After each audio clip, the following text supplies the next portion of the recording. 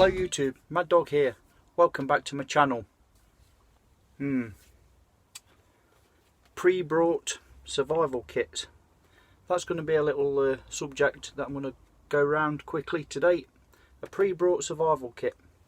In this case, the one that I'm going to be demonstrating is the Webtex military basic survival kit that you can buy from well-known internet sources, eBay, Amazon, etc., or at any good outdoors bushcraft shop. So that's the Webtex survival kit. So let's have a look. Okay, before we get into this Webtex pre-brought survival kit, I just wanted to do a quick explanation that I know you guys and lasses have seen my take on a survival kit, a just in case kit, you know, crap hit the fan type of thing, and I do cram a lot of items in here for the size. And each item in here, one of my ethics is that it should have at least 2 uses for each item. So hopefully you've seen my videos on what I choose to carry. This is my homemade personal kit. I do have several of these that I dot about the place in my vehicle. Obviously different bug out bags, I say bug out bags, you know, carry bags, different jackets, etc. So this, for me, the Webtex, is the basic foundation of your survival kit. Now I'm going to have a quick look around the contents of this with you all and see what you think as regards value for money, and hopefully that will, you'll draw your own conclusions, but hopefully you'll see my point of view that, and in my opinion, is by far the best way is to create your own from the offset. But that being said, if this is your first time ever to putting a reasonable survival kit together, then this isn't a bad idea to get you started basically. So let's open it up and have a look what's inside. Okay, so we pop this little container open. It's like a tough ABS plastic type container with quite a good strong snap enclosure there, and it does close quite firmly. So it's water resistant, not waterproof. So we open it up and straight away in there you'll see there is a mirror.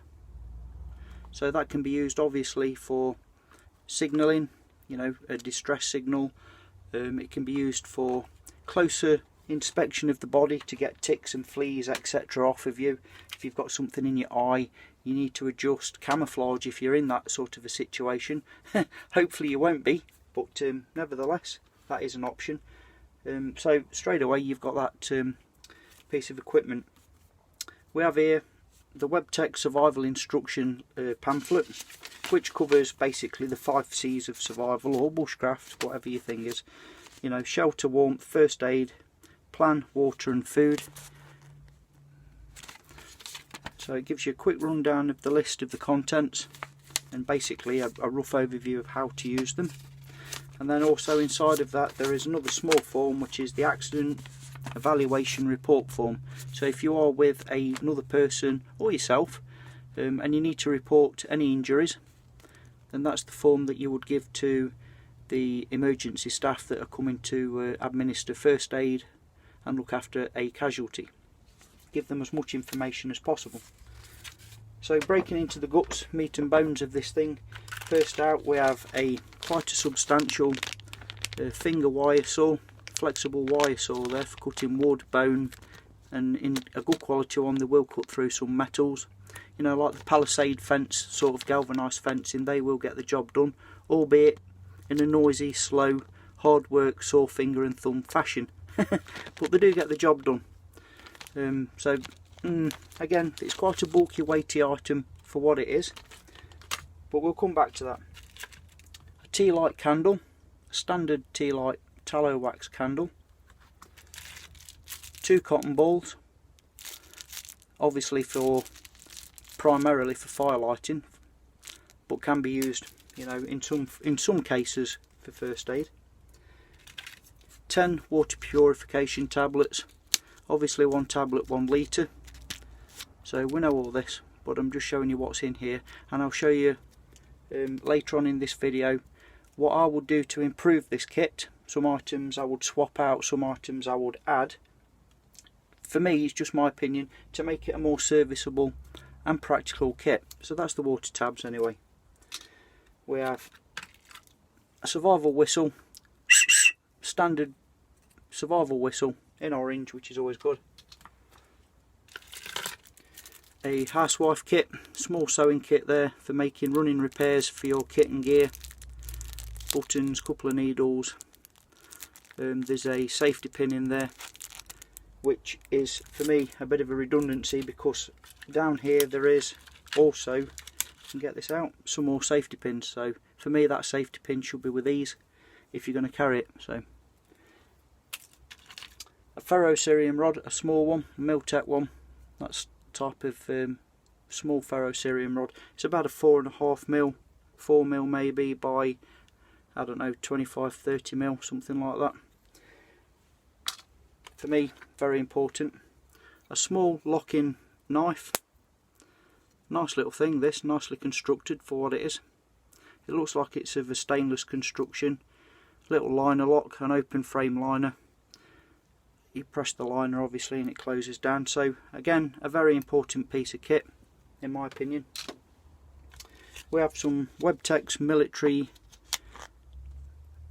matches with a striker on the back there. The little sort of, you know, like the hotel matches, but these supposedly are wax impregnated to give you a better fighting chance of a fire. That's the matches. A small makeshift lightweight fishing kit with what we've got there, 1 or 2 hooks. I think there's a couple of hooks with a very small barb, some split lead shot weights, couple of swivels, couple of attachments, and what looks to be like, I don't know, £4 in weight, cheap translucent line. So, you know, something's better than nothing. We have a little bit of snare wire, brass snare wire, which also can be used obviously for lashing things together, woodage, basic repairs of tarps, etc. You name it, you know, it does come in more handy than what you probably give it credit for. Bit of brass wire. A button compass. Now I have checked this against my silver, which I do trust, and this is actually surprisingly good. It does only give obviously north, south, east, west and the quadrants in between. However, it does it quite well for what it is.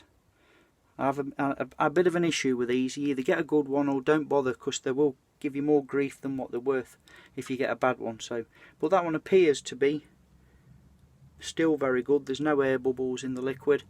And to be honest, I've had this kit for several years now. Used to sit in the back of my old Land Rover Defender in a jacket pocket. And then last but not least, a pencil that you can fill in your accident sheet with, or just make notes, you know, leave help messages, etc., and keep a journal. Plus the wood, obviously, it's a tinder. So that's the basic contents of this kit. Now, on the internet, they retail between £10 and £16, depending where you buy one of these things from. So for me, they're not cheap. So what I'm going to do now is cut to a few items that I would add and swap out in this basic kit, if it was my opinion, my choice, and see what you all think. Stay tuned.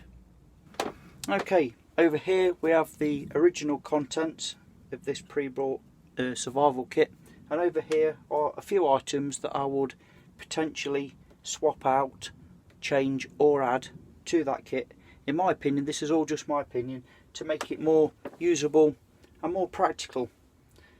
So we'll start over here, starting with the candle that is supplied with this kit. Now for me, yes, it is a true adage that once you've got your initial fire or flame established, then you should transfer that to a candle, which you can then add under a fire lay to give you a better chance of keeping that fire established, getting it going well, or just for light. Now that being said, how many times have any of you actually done that for real? You know, and I've used these in the past as a young man quite extensively, and yes, a candle is good for, you know, getting a fire started, all the rest of it, but once that fire actually roars up and goes, you're not putting your fingers back in there to get it out, and you're not poking around in the dark with a stick to try and rescue a half melted candle. You know, I'm trying to be realistic. So what I would do is a couple of these little Trick magic party candles. You light one of those, and famously, you know, you blow them, they come back alive again. All the rest of it, they take half as much room or less than the lighter, and they will still get the same job done. You can still light a fire from that, and in windy conditions they will be better. That will blow out, these will come back. To me it's a no-brainer, so I would lose that and add those. So moving on, the wire saw. Yes, they are very effective, and I have used these, and they are well tried and tested, let's say, but they're quite weighty. They do take a lot of room up, and we're talking a survival situation, not a bushcraft situation. There is a difference. So where are you going to use it, and for what? For why are you going to need a wire saw? We're not talking about escape and evasion and on the run and all that sort of stuff. We're talking about being in the shit, your car's broken down in the middle of nowhere, and you've got to make a shelter, you've got to make a fire, you've got to get rescued. Where are you going to use that? You might say to make firewood. For the size of kindling that will cut through, and by the time you've expended all your energy sawing, I can snap that with my foot, put it against a log, snap, it's dry wood, or should be. The same applies if you're going to make a shelter. You know, when you're making a lean-to shelter, you know, you're looking for broken, dead, or dry standing sort of dead wood anyway that's easy to work with to make that lean-to shelter. You're not going to carpenter it, you're not going to make it like a joiner would. It's a rough-assed, get you out of a bad situation shelter. And you're not going to be there for an hour sawing through a log like this that's probably hard wood with a bloody... So for me, I would lose that. This is a survival kit, not a bushcraft kit. So I would add a hacksaw blade with a rough, you know, a 14 TPI tooth arrangement, because you still need some form of wood cutting, even if you're making traps. So that being said, in conjunction with your blade, once you've carved your small sticks into a usable trap, you want to cut a notch out. Do the heavy work with the hacksaw blade, fine tune it with your little knife. Again, you don't need that. So that versus that, weight, room, lose that. That goes in. On the subject of knives, I prefer a small fixed blade. This is a Miltech blade, than the Miltech or Webtech's folding knife. The blade lengths are approximately the same. That's more of a shallow point, which is useful for boring holes, etc. But this is a lot thicker, a lot sturdier.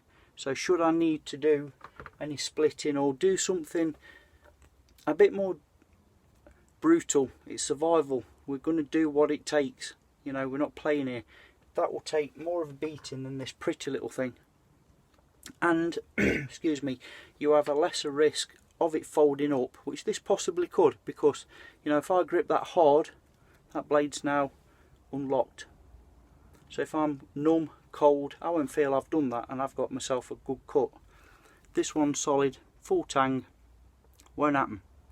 Plus on this, because it's open, I can tie paracord around that, use it for a poking device, let's say. You know, let's keep it family friendly, and many uses. This is high carbon steel, that's stainless.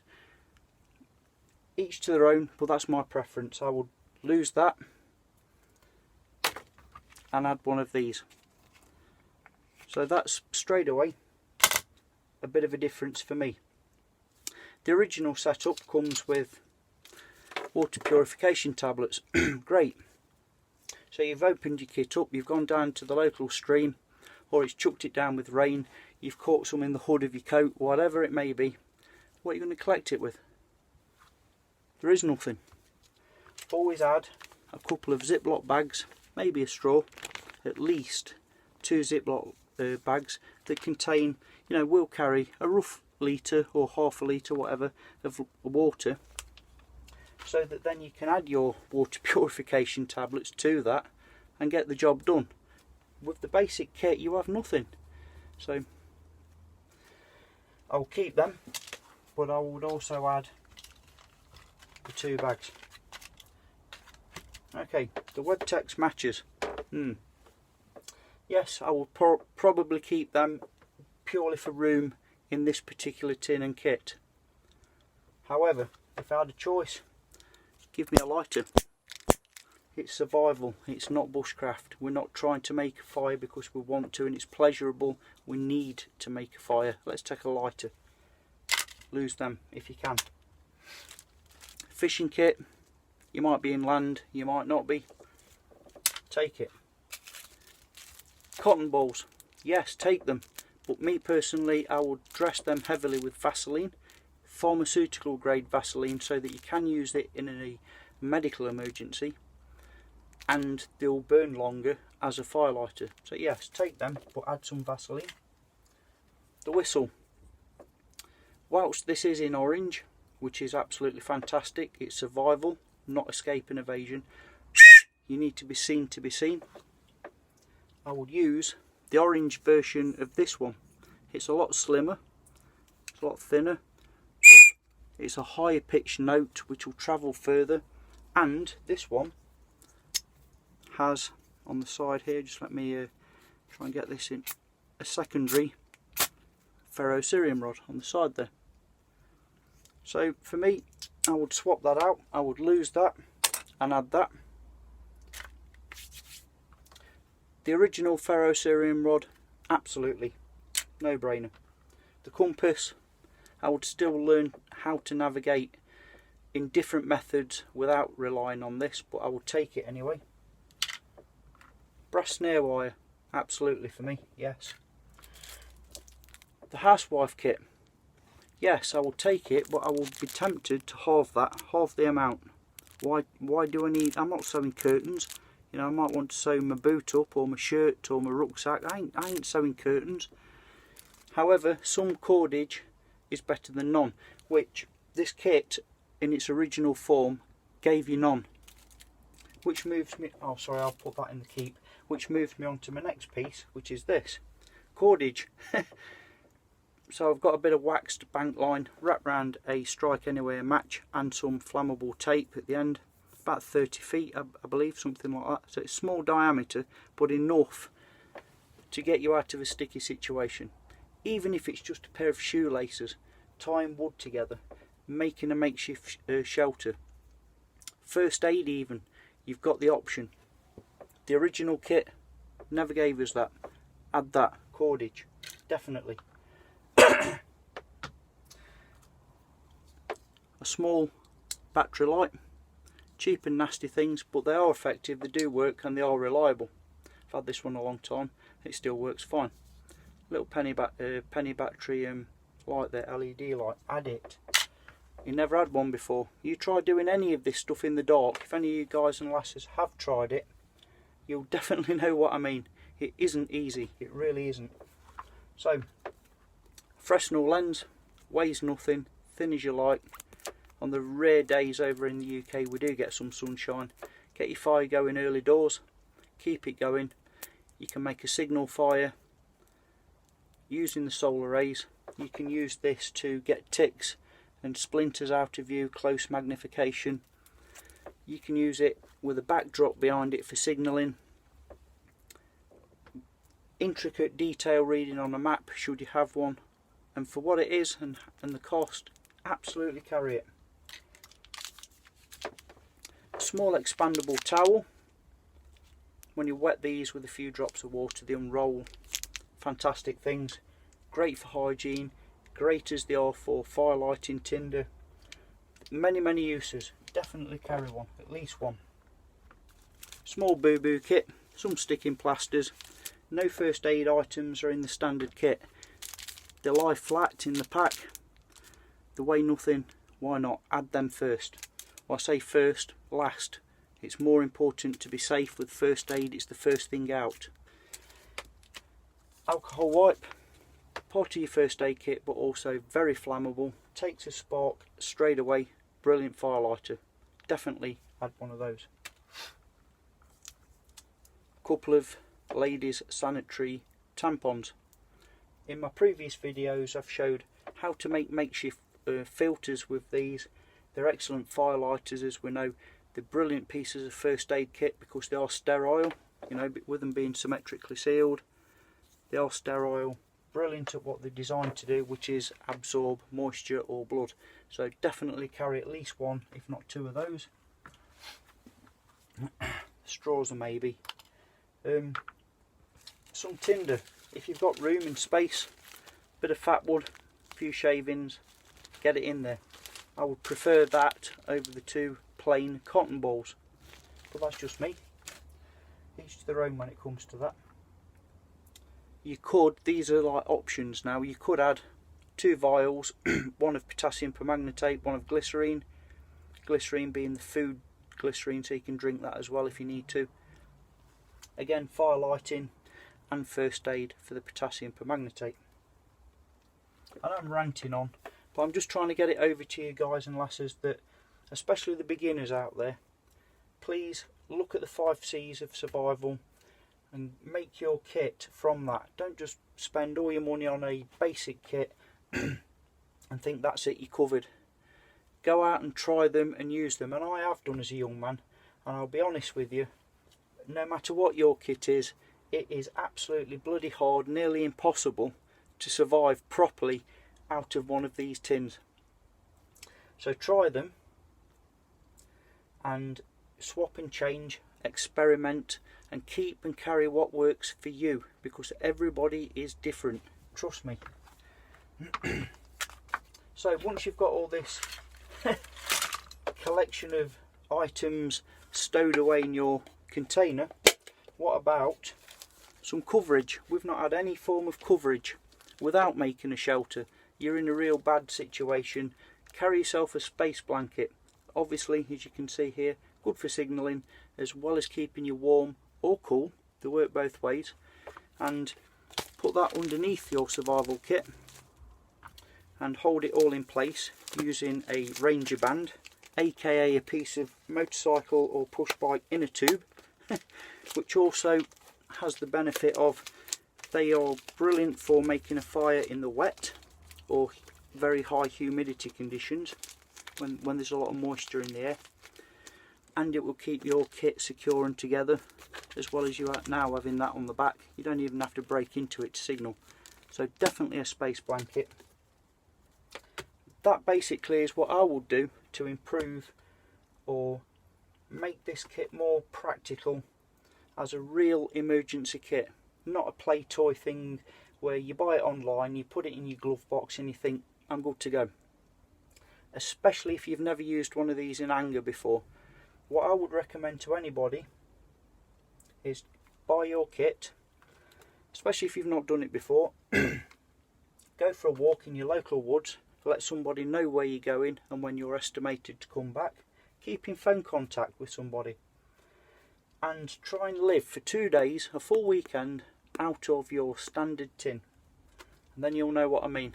And then when you get back home you'll think, that was rubbish, I'm getting rid of that, I'll add this, and see what works for you. It's the only way you'll know, and that's the truth. Would I pay £16 for one of these nowadays? No, I'd just make my own. And I hope you find some of this useful. And I've ranted on, and it's a long ass video. If you're still watching now, thank you very much, I appreciate your patience. And I just want to clear the air a bit on this whole survival tin thing, you know. So anyways, have a great weekend, people. I'll see you all soon. Take care out there. Mad Dog signing off. Yeah!